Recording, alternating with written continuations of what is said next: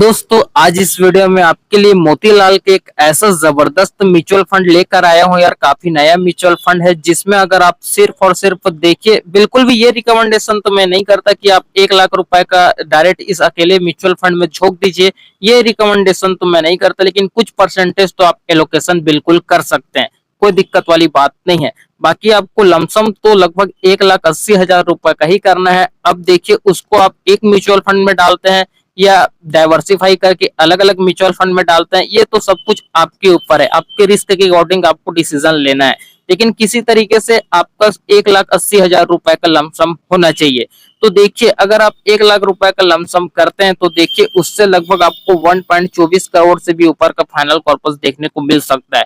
कम से कम ड्यूरेशन में ही आपका 1.24 करोड़ का जो फाइनल कॉर्पस है यहाँ पर तैयार हो जाएगा।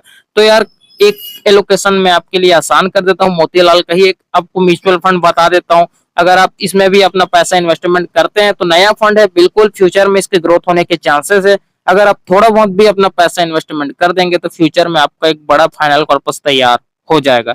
तो चलिए सब कुछ मैं आपको डिटेल के साथ बता देता हूँ। तो सबसे पहले तो ऑब्वियसली यार हम करेंट एनईवी देखेंगे।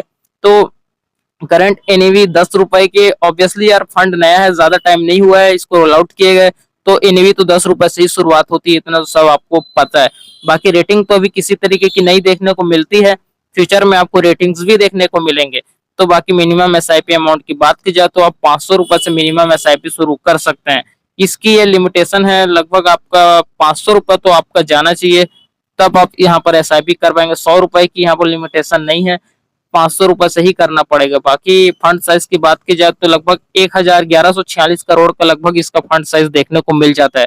तो यार देखिए, फंड काफी ज्यादा नया है, तो धीरे धीरे लोग इसमें अपना पैसा इन्वेस्टमेंट कर रहे हैं, क्योंकि उनको भी कहीं ना कहीं लगता है यार, बिल्कुल जायज है, नया म्यूचुअल फंड है। जब भी मोतीलाल या एचडीएफसी या एसबीआई जैसी बड़ी बड़ी जो दिग्गज कंपनी है, जब भी कोई नया फंड लेकर आएगी तो ऑब्वियसली यार ज्यादा से ज्यादा लोग ही अपना पैसा इन्वेस्टमेंट करेंगे, क्योंकि पता है ना कि नया फंड है तो फ्यूचर में इसकी ग्रोथ होने के चांसेस है। क्योंकि इस नया फंड और पुराना जो फंड चल रहा है, दोनों में काफी ज्यादा कंपेयर करने से काफी ज्यादा अलग अलग होता है ना। क्योंकि जो नया फंड है इसके ग्रोथ होने के फ्यूचर में चांसेस है, इसको तो आगे बढ़ना ही है, लेकिन जो पुराना फंड है उससे आप एक अनुमान लगा सकते हैं कि वो फंड आपको इतने इतने रिटर्न ही दे सकता है, क्योंकि वो ऑलरेडी ग्रो हो चुका है।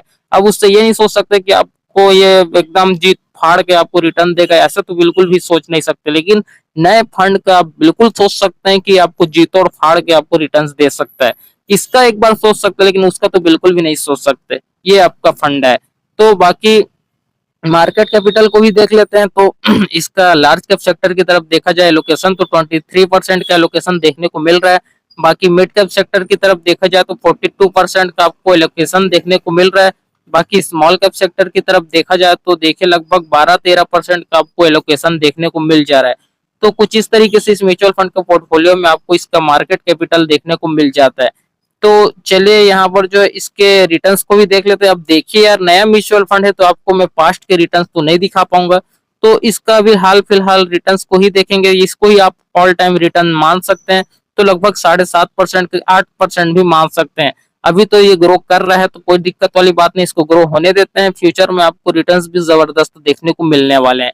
तो फ्यूचर में आपको एक बार और एनालिसिस करके दिखा दूंगा इसका सब कुछ, तो कोई दिक्कत वाली बात नहीं है। अभी तो फिलहाल आपको 8% का ही रिटर्न देखने को मिल रहा है। नया फंड है ना, ज्यादा टाइम नहीं हुआ है आए हुए, अभी इसको काफी ज्यादा ग्रो करना है, तो कोई दिक्कत वाली बात नहीं है। तो रिटर्न कुछ इस तरीके से इस म्यूचुअल फंड के पोर्टफोलियो में देखने को मिल जाता है। अब देखिए, आपको रिटर्न्स तो देखने को मिल रहा है, लेकिन किस बेसिस पर देखने को मिल रहा है, स्टॉक के बेसिस पर देखने को मिल रहा है। लेकिन अभी किसी तरीके से इस म्यूचुअल फंड के पोर्टफोलियो में स्टॉक को मेंशन नहीं किया गया कि आखिर किन किन स्टॉक में आपके पैसे का इन्वेस्टमेंट किया जा रहा है। क्योंकि यार ऑब्वियसली नया फंड है तो अभी सब कुछ टेस्टिंग में ही चल रहा होगा, है ना। इसलिए हो सकता है कि अभी स्टॉक को मेंशन नहीं किया गया है। तो अभी स्टॉक भी आपको मैं बता नहीं सकता कि किन किन दिग्गज कंपनी में आपके पैसे का एलोकेशन किया जा रहा है, क्योंकि अभी कोई फिक्स नहीं हुआ है ना। तो अभी कोई दिक्कत वाली बात नहीं है यार। इसका ये मतलब नहीं कि आपसे छुपाया जा रहा है, ऐसा बिल्कुल भी नहीं है। सब कुछ आपको धीरे धीरे पता चल जाएगा। तो अभी तो फिलहाल स्टॉक देख नहीं पाएंगे। तो बाकी चलिए हम अपना फाइनली मेन मुद्दा शुरू करते हैं। तो देखिए लमसम सिर्फ आपका 1,80,000 रुपए का जा रहा है। बिल्कुल भी मैं ये नहीं बोलता कि ये 1,80,000 को इस अकेले फंड में डाल दीजिए, ऐसा बिल्कुल भी गलती नहीं करना है। आप डाइवर्सिफिकेशन के साथ कीजिए, कोई दिक्कत वाली बात नहीं है। लेकिन किसी तरीके से तो आपका 1,80,000 रुपए का लमसम जाना चाहिए, तो कोई दिक्कत वाली बात नहीं। बाकी एक्सपेक्टेड रिटर्न चलिए 25% का रिटर्न कंसीडर करके चलते हैं कि आपको फ्यूचर में किस तरीके से फाइनल कॉर्पस देखने को मिल सकता है। तो एक फंड तो मैंने आपके लिए ये बताकर आसान कर दिया, आप कुछ परसेंट तो आप अपना इसमें एलोकेशन जरूर करिएगा ही करिएगा। बाकी ऐसा नहीं कि आप 1,80,000 रुपए अकेले फंड में नहीं डाल सकते, बिल्कुल डाल सकते हैं, कोई दिक्कत वाली बात नहीं है। क्योंकि ऐसा भी नहीं है कि ये जो फंड मैं आपको बता रहा हूँ ये कोई स्मॉल कैप कैटेगरी का है या मिड कैप कैटेगरी का है जो आपको रिस्क ज्यादा हो जाएगा, तो आप 1,80,000 डालेंगे तो थोड़ा रिस्क ज्यादा हो जाएगा, तो ऐसा बिल्कुल भी नहीं। मैंने आपको ना तो ये स्मॉल कैप म्यूचुअल फंड है, ना ही ये कोई मिड कैप म्यूचुअल फंड है, ये कुछ और ही म्यूचुअल फंड है। अभी मैं बता दूं कौन सा म्यूचुअल फंड है। तो बिल्कुल आप 1,80,000 रुपए का भी अगर आप इसमें लमसम करना चाहे तो कर सकते हैं, कोई दिक्कत वाली बात नहीं है। तो बाकी ड्यूरेशन आप अपने हिसाब से घटा बढ़ा लेना, बाकी मैं 5 साल से लेकर अगले 30 साल तक का फुल कैलकुलेशन बताने वाला हूँ। तो आपके मोटिवेशन को बरकरार रखने के लिए मैंने यहाँ पर लिख दिया है आप करोड़पति जरूर बनने वाले हैं। तो चलिए कैलकुलेशन के माध्यम से समझने की कोशिश करते हैं। तो देखिए आपका देखिए लगभग 5 साल में आपको जो 1,80,000 का जो लमसम है लगभग आपको 5-5.5 लाख के करीब फाइनल कॉर्पस तैयार हो चुका है। बाकी यहाँ पर 10 साल के फाइनल अमाउंट की बात की जाए तो आपका जो 1,80,000 रुपए का जो लमसम है यहाँ पर लगभग 16 लाख के करीब फाइनल कॉर्पस तैयार हो चुका है। बाकी 15 साल के फाइनल अमाउंट की बात की जाए तो लगभग आपका जो 1,80,000 रुपए का लमसम है यहाँ पर 51 लाख के करीब आपका फाइनल कॉर्पस तैयार हो चुका है। बाकी 19 साल में देखिए लगभग आपका 1,80,000 रुपए का जो लमसम है यहाँ पर 1.24 करोड़ से भी ऊपर का आपको फाइनल कॉर्पस देखने को मिल जा रहा है। बिल्कुल यार आपको देखने को मिल सकता है, अगर आपको लगभग 25% का रिटर्न मिल जाता है तो 19 साल में लगभग आपका जो 1,80,000 रुपए का लमसम है आपका जो डायरेक्ट आपका 1.24 करोड़ का लगभग आपको फाइनल कॉर्पस देखने को मिल सकता है, कोई दिक्कत वाली बात नहीं है। बाकी ड्यूरेशन आगे ड्यूरेशन का भी देख लेते हैं, अगर आप 20 साल तक कंटिन्यू कर देते हैं सिर्फ 1 साल का डिफरेंस है, लगभग 1.5 करोड़ से भी ऊपर का आपको फाइनल कॉर्पस देखने को मिल रहा है। तो बाकी 25 साल के फाइनल अमाउंट की बात की जाए तो आपको जो 1,80,000 रुपए का लमसम में लगभग 5 करोड़ तक चला जा रहा है। बाकी यहाँ पर आप देख सकते हैं 4.25 करोड़ से भी ऊपर का तो आपको फाइनल कॉर्पस देखने को मिल ही रहा है। बाकी 30 साल के फाइनल अमाउंट की बात की जाए तो ये तो बिल्कुल इसको हम सोच भी नहीं सकते कि आपको 14 करोड़ का फाइनल कॉर्पस देखने को मिलेगा, वो भी 30 साल में। ये तो बिल्कुल भी आपको सोचना बिल्कुल भी नहीं है, इतना ज्यादा ओवर एक्सपेक्टेशन तो लगाना ही नहीं है ना। तो कोई दिक्कत वाली बात नहीं है। बाकी ये कंपाउंडिंग का पावर है यार, अगर गलती से अगर मिल जाता है तो भाई ये सपना भी पूरा हो सकता है, लेकिन इतना ज्यादा ओवर एक्सपेक्टेशन लगा के रखना भी सही नहीं है ना। तो ज्यादा से ज्यादा अगर किस्मत चमक भी गया तो लगभग 4 करोड़ तक ही चमक जाए, ये बहुत बड़ी बात है। क्योंकि यार ये 14 करोड़ काफी ज्यादा ज्यादा ही हो जाता है ना। अगर आप इतना फाइनल कवर्स बनाए ना तो भाई लगभग आपको 5-10 लाख रुपए का लमसम करना पड़ेगा, तब सोच सकते हैं।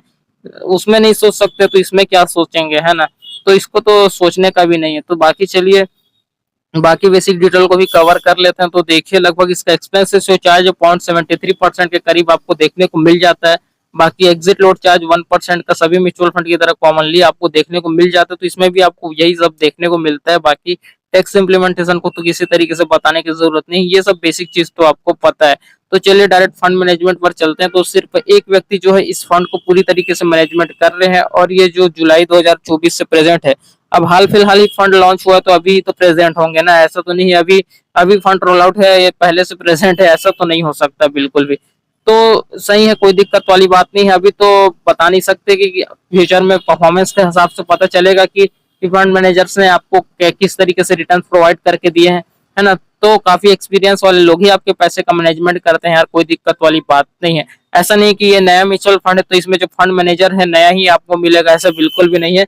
हो सकता है इन्होंने किसी और म्यूचुअल फंड में के भी फंड मैनेजर्स होंगे, तो यार इनको एक्सपीरियंस होगा तभी तो इस फंड के भी मैनेजर्स बने होंगे।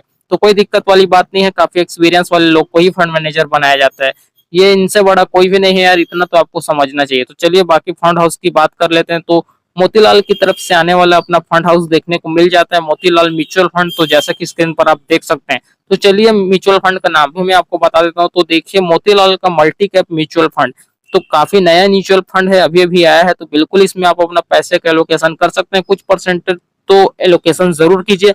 अगर आपको बकायदा पोर्टफोलियो चल रहा है तो अपने पोर्टफोलियो में इस म्यूचुअल फंड को जरूर शामिल करिएगा, आपको काफी जबरदस्त फ्यूचर में जो है इसकी ग्रोथ देखने को मिल सकता है।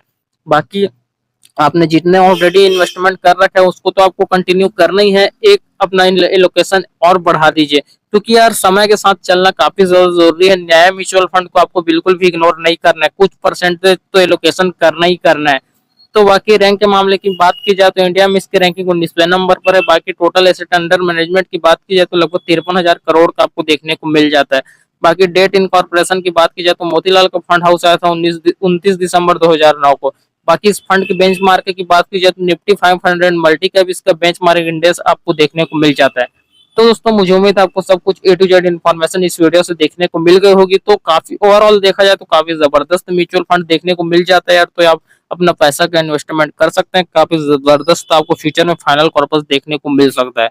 तो मुझे उम्मीद है आपको सब कुछ ए टू जेड इन्फॉर्मेशन इस वीडियो से देखने को मिल गई होगा। आपका जितना भी सवाल रह गया होगा तो आप इस वीडियो से आई होप आपको कवर हो गया होगा। फिर भी किसी तरीके का कोई भी सवाल या जवाब है नीचे कमेंट बेझिझक कर सकते हैं, आपके कमेंट का मैं रिप्लाई जरूर करूंगा। बाकी दोस्तों इस वीडियो से अगर आपको थोड़ा भी कुछ जानने सीखने को मिलता है तो यार इस वीडियो को एक लाइक जरूर कर दीजिए। मेरी मेहनत अगर आपको थोड़ी सी भी पसंद आती है तो यार वीडियो को एक लाइक तो जरूर कर दीजिए। अब लाइक करिए ना करिए, एक शेयर तो जरूर कर देना यार उन लोग के लिए जो यार कहीं ना कहीं फाइनेंशियल मैनेजमेंट जिनकी कहीं ना कहीं बिखरी हुई है ना, तो उनको बिल्कुल इस वीडियो को शेयर किया जाना चाहिए ताकि कुछ तो वो भी अमाउंट अपना बना पाए, है ना। तो कोई दिक्कत वाली बात नहीं है, आपको जरूर उन सबके बीच अपने इस वीडियो को शेयर करना चाहिए। तो बाकी चलिए दोस्तों हम आपसे मिलते हैं जल्द किसी नेक्स्ट वीडियो में, तब तक के लिए देखते रहें दोस्तों। Thanks for watching guys, bye bye. अगर आपने इस वीडियो को यहाँ तक देखा यार तो दिल से आप सभी का थैंक यू सो मच, ऐसे ही अपना प्यार और सपोर्ट बनाए रखिए। चलिए दोस्तों मिलते हैं जल्द किसी नेक्स्ट वीडियो में, तब तक के लिए देखते रहें। Thanks for watching guys, bye bye, have a great day.